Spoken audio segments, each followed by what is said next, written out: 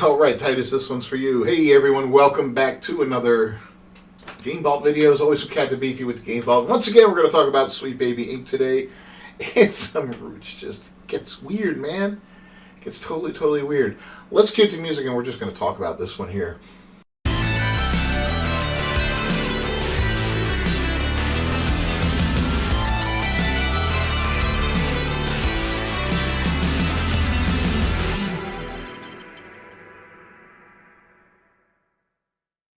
So, Sweet Baby Inc. CEO and co-founder, Kim Belair, pictured right there. We remember her. She's the one that said, terrify your marketing department so that you can force them to listen to the consulting firm to make your game worse with DEI bullshit. Yeah, that's her. Admits that she has physical attraction to Nintendo's Bowser in shocking, unearthed interview. Alright, I'm going to let that sink in for a moment. Now, for those of you who don't know who Bowser is, let's go find Bowser for you real quick. Alright, so here's Bowser. You recognize Bowser from Super Mario World games, the big turtle bad guy. So I guess this is what she's sexually attracted to. I wouldn't be laughing if it was, Leon Kennedy, Kratos, somebody human, normal, maybe, but no. This is what she's attracted to. Let's get back to this story. My God. Yeah. So her name has come to define controversy in the gaming space and became a lot more controversial in a 6-year-old podcast interview unearthed by YouTuber Masters of the TDS and Writing Raven, who run the Gothic Therapy YouTube channel. Belair admitted to being physically attracted to the Nintendo character Bowser, a dragon turtle creature, as we just saw. She then claimed that antelopes called kudus were the most attractive non-human mammal before bragging that she has the skull of one in her home. We're going to have the video here. You'll be able to link to it and watch, or you'll be able to, I'm going to link to this article actually, and you'll be able to watch it on your own. So yeah, that's her favorite non-human mammal. I guess we all have our most attractive non-human mammal, right? Right? Or maybe not. Anyway, if her name sounds familiar to you, it's because her company, Sweet Baby Inc., has been at the forefront of what has come to be known as Gamergate 2. Sweet Baby Inc. is a narrative design firm with the goal of reworking game stories to make them more inclusive. Belair has stated in the past that professionals in gaming should actually blackmail developers into bringing Sweet Baby Inc. into the fold. Absolutely ridiculous. Their track record is abysmal. They worked on Suicide Squad, they worked on so many other games that I'm sure they're going to mention in this article that have just failed time and time again.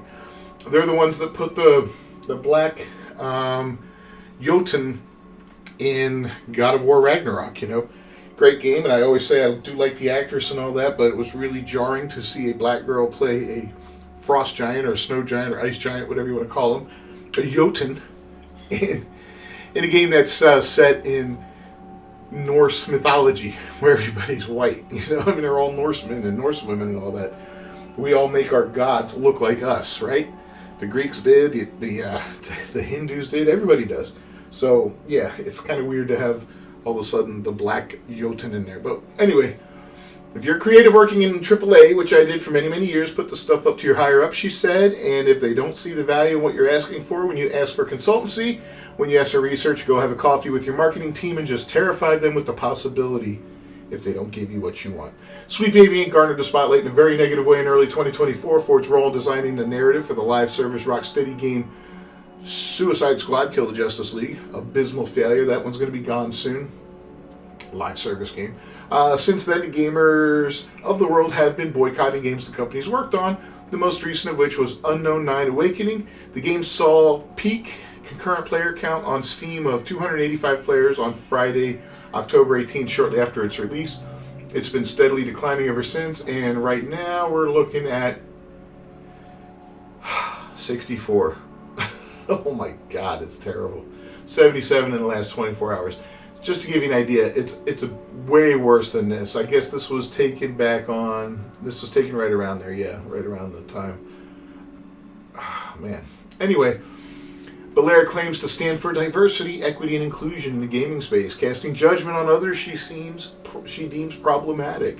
She's railed against gamers, YouTubers, news organizations, and even ex-CEO Elon Musk for their coverage of her and her company, describing it as an organized hate campaign. Well, Kim, I'm going to be honest with you. It's not organized, but it is hate. Everybody hates you. Everybody hates what you're doing.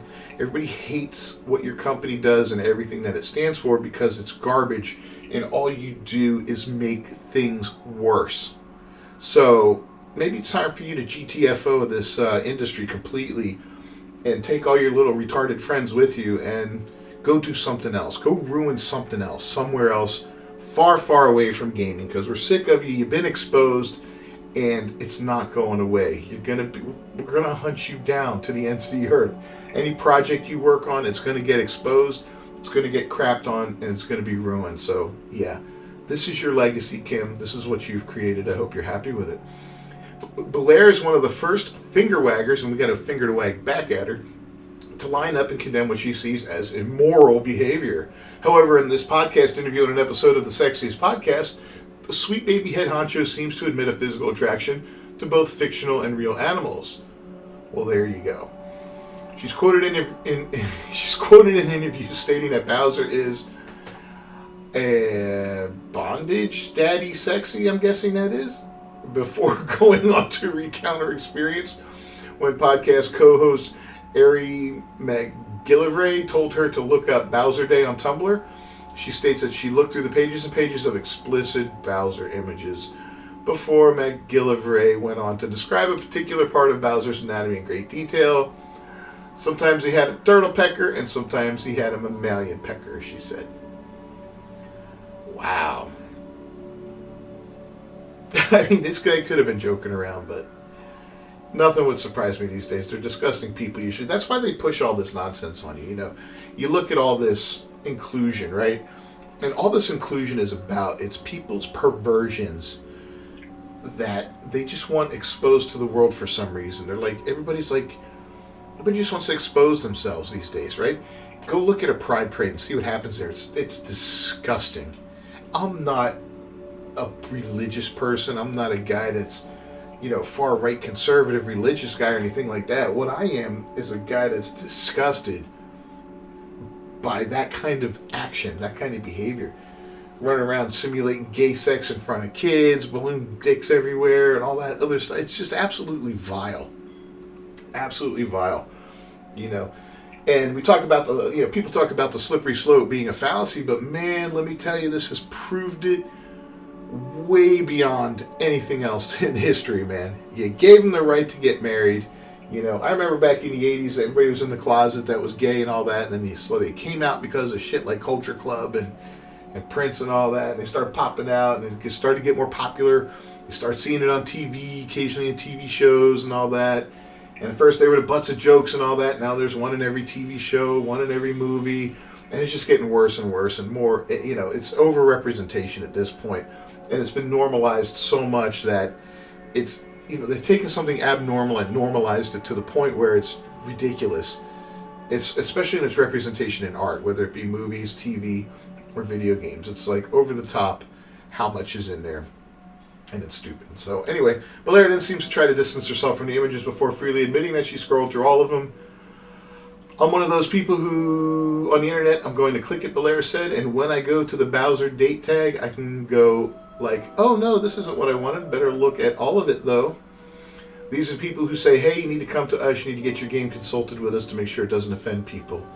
Master of TDS said sarcastically while reviewing the audio clips, but this is okay to do. This is also the people that will make fun of you for wanting a female character to actually look like a woman and not like a dude. We don't want the square jaw, we don't want the freaking body of a 10-year-old, dude on there or whatever, a 12-year-old dude. We want our women to look like women in video games. Make them attractive, No, it has nothing to do with being a pervert or, go watch porn or something. No, that's a stupid argument there. You play, you watch things, you want to see attractive people, right? You want to see it in advertising, you want to see it in movies, TV shows, all that.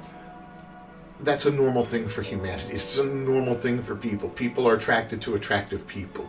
And while different people have different views, on what exactly is attractive, there are certain overall things that can be considered attractive for the most part. Now, anybody can pick someone apart, but we can all look at somebody and go, that person's attractive, right?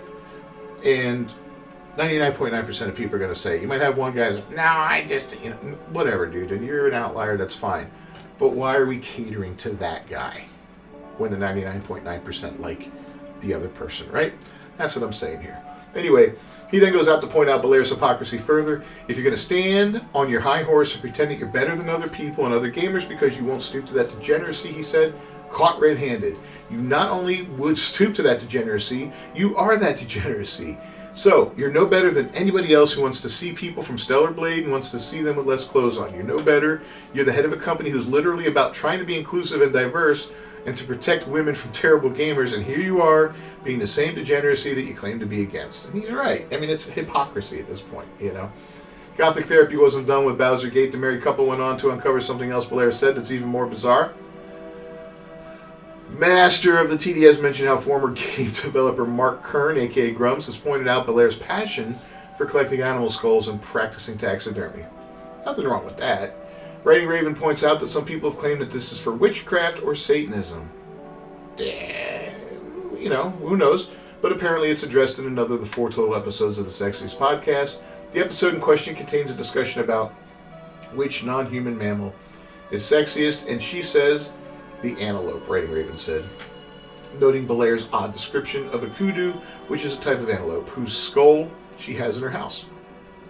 Belair described kudos as having thick, girthy necks and very beautiful, handsome faces. It's worse, Master of the TDS quickly states.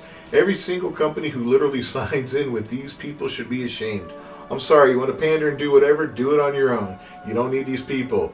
You have skulls of antelope in your house because you like antelope. You're attracted to antelope.